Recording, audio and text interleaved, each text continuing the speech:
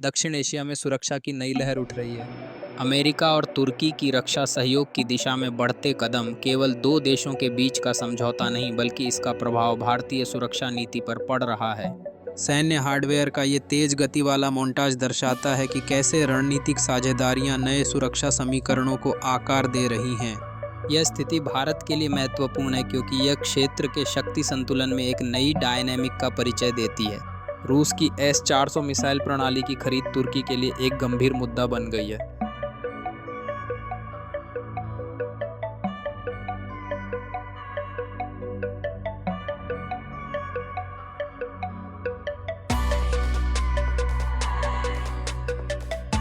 यह कदम न केवल अमेरिकी प्रतिबंधों का कारण बना, इस असंगति ने नाटो की समग्रता को इस कार्यक्रम से भी बहिष्कृत होना पड़ा।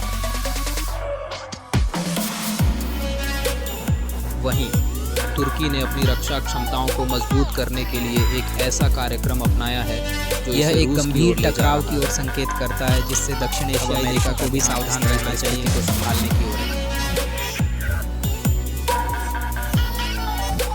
एक नए मिसाइल सौदे के प्रस्ताव के साथ अमेरिका तुर्की के साथ उनके रक्षा संबंधों को फिर से स्थिर करने की कोशिश कर रहा है। लेकिन इस कदम का असर सीधे तौर पर भारत पर पड़ता है, जो हमेशा से तुर्की की बढ़ती सैन्य क्षमताओं पर नजर रखता आया है। भारत के लिए यह हथियार सौदा केवल सामरिक दृष्टिकोण से नहीं, बल्कि क्षेत्रीय स्थिरता की दृष्टि से भी चिंताजनक है।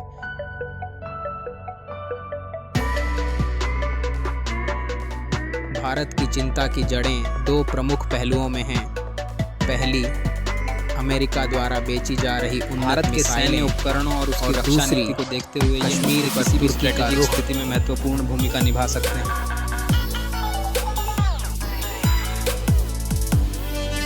भारत अपने रक्षा औद्योगिक आधार को मजबूत कर रहा है और तुर्की के बढ़ते प्रभाव का मुकाबला अमेरिका तुर्की हथियार सौदा, ये सिर्फ एक द्विपक्षीय मुद्दा नहीं है, ये स्थापित कर रहा है।